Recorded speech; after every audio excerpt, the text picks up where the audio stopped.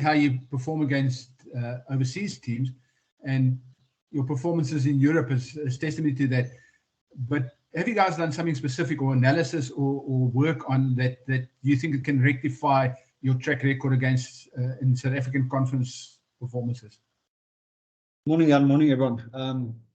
Yes, that we firmly believe that the difference between us playing against South African teams and the European teams is obviously the other South African teams match physicality, but they play a bit more dynamic and they actually play a bit. So if you look at the Stormers, the Sharks and the Bulls, even though they attack you differently, they keep you under constant pressure there. So we know that we'll have to chance our arm a little bit more on attack. We have to force them to make tackles and take the attack to them, to all the South African teams, because if you're just going to sit back and kick and defend, especially with the speed of the outside backs of all the South African teams, they're probably going to punish you. As a follow-up to that, you guys were known for your expansive game, and in some games you really do show it. Do you still believe that there's a different way to play against different South African teams? Yeah, I do think so. I think every team's defensive system is subtly different. I also believe I know we're working extremely hard on our attack currently to be able to do that. Like I said, it's a little bit in a combination between confidence and chancing your arm a little bit. Sometimes to go for that 50-50 offload and just not force another ruck. I think the South African teams is pretty much similar to what Ulster and Leinster can do. If you're just going to keep on forcing rucks, the defensive system and the defensive collision is good enough and big enough to force that turnover. So we know that we just can't play from ruck to ruck. We have to be a little bit more, well, not a little bit, we have to be more dynamic in attack and also on kicking game. If you look at the top teams in the competition, where the Stormers, the Sharks, the Bulls, Leinsters, Ulsters, Munsters, I think currently their point of difference is their attacking kicking game as well as their defensive kicking game, if I could call it that. So yeah, I think it's been a work on for us on tour, because of the conditions and circumstances, but especially back at home, we've worked hard on that. Thanks for your questions, Jan. We'll go with Liam. Good day, guys. Evan, just to add on to that question of Jan's, would you say that the way you are able to contract, or maybe the limitations placed on you in the way you contract, is that accentuated, do you think, more in derby matches as opposed to opposition in Europe? Liam, I think you don't have to elaborate more than, I think at the local teams currently you play against 5 to 12 Springboks. Currently we don't have current Springboks yet. I do think that make a bit of a difference. But I also, like I say, I think the Irish teams and the South African teams are the most completed teams in terms of they can damage you on attack, defense, kicking game, set piece. And I think it shows against the South African teams currently that we're not 100% in all that areas yet. Definitely striving to get there. And it's important for us to, like I say, on attack especially, create momentum, but also chance our arms. And in defense, we've got to stop that momentum as soon as possible. Thanks. Thank you, Liam. Morgan, as your hand is up. Yeah, thanks. Hi, Coach. Just firstly, quickly, my first question, and I'll move on to a second one, is are there any injury concerns that you guys are worried about at the moment? I believe there are a few problems maybe in the back line. Possibly up front, you might have one or two guys that got a few niggles. Yeah, unfortunately, on tour, Morgan, let's say this, the last 6 games, we unfortunately had a bit of injuries, Stormers and Sharks, and obviously the 4 on tour. So Franke, Horn, and Reinhard Noordnagel is probably still about. So Franke started training with us, but he's got to go through all the protocols, so they're probably about 3 and 4 weeks away. Jordan Hendricks is unfortunately managing a shoulder, so we'll reassess after another 2 to 3 weeks.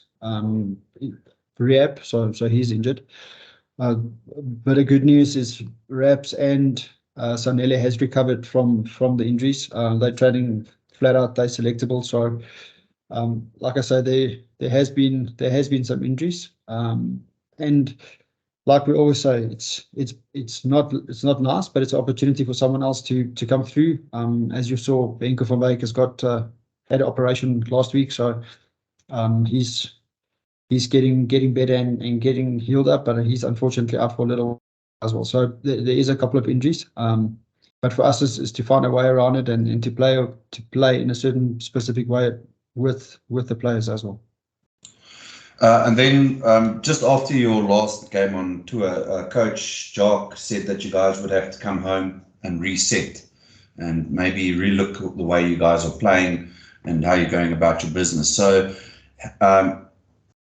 has that process been taken the last fortnight, and how is the mood in the camp with the players? Is there a degree of positivity that you guys can finish off well in the last 6 weeks, or has it been a battle to get the guys up to a mental framework back to winning ways? Yeah, Morgan, I think a part of that comment is back at home.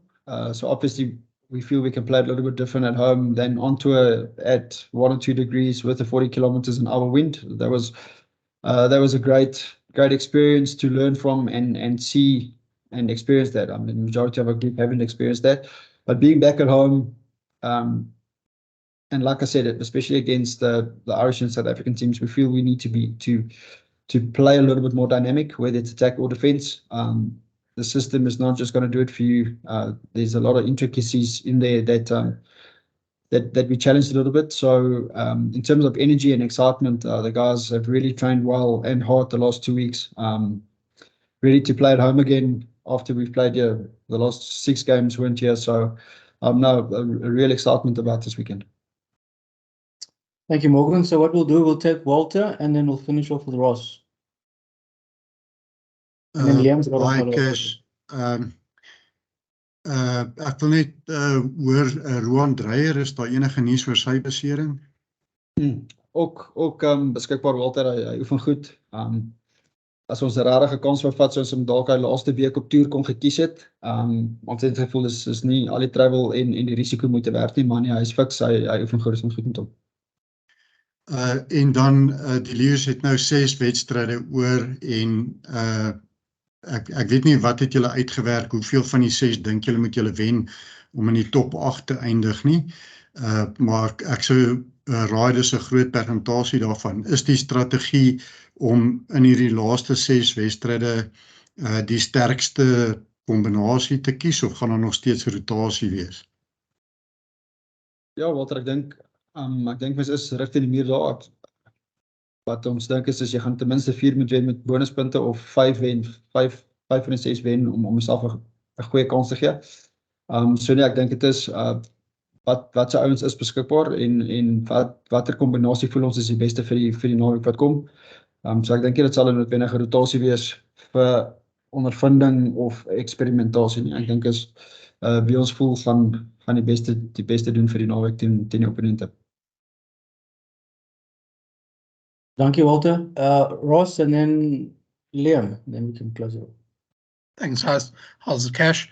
The Sharks have struggled without their Springboks in the URC this season. Do you think that that's sort of opened a door for you guys to make quite a big statement this weekend against them, also with them still to miss a few of their big guns? I think if you look at their performances, I think they obviously having guys like Sia and Eben and Lucanio and all of them available will lift any team. I think if you're gonna sit back and relax about the result against the Stormers, even though it was at home, I think you shouldn't forget that they travelled back and they also were on a mini tour. And obviously after that result, they'll be ramped up and psyched up and ready to go. But also saying that opportunity for us to go head to head against a team where if they're slightly off in confidence, it's important for us then to capitalize. If they're not, then we got to find a way to squeeze them and try and force our game plan on them. And having had 4 losses in a row in the URC, does that add a bit more pressure to the guys and to try and get out of that funk? Yeah, we're obviously desperate to get a result, and especially get a result at home, and even more so against the South African team. So we're well aware and ready and excited as a group to take them on this weekend. Whatever we can do in preparation to get us ready and as good as possible, we're doing that currently. Thanks, Ross. Liam, we've got the last one. You actually just partly answered the question I wanted to ask. I want to add, so the Sharks have delivered a bit of a mixed bag, and there have been games where they've operated well with and without their Springboks. Do you think the standard that they set in that game against Edinburgh is perhaps the one that you should be preparing for? Because they played that game with, without quite a few of the Boks. 100%, definitely, Liam. If you're going to allow them to squeeze you and they get set piece dominance, because of the way they want to play, it's almost that they squeeze you into a corner where they try and force and suffocate you. So I think what the Stormers did well is they managed to break their defensive pressure in somehow. Some of it was with attack, some of it was with kicking, and also with set piece. So 100%, I think we'll get the same kind of team and mental preparation from the Sharks that we saw against Edinburgh. Thank you. Happy days. Yeah. I think that's where we can leave it, guys. Thank you very much. Appreciate your work, and we'll chat in the week. Thanks, everyone. Thank you. Good luck for the week. Dankie, Thanks, Ivan. guys. Thank you. Thanks. Cheers.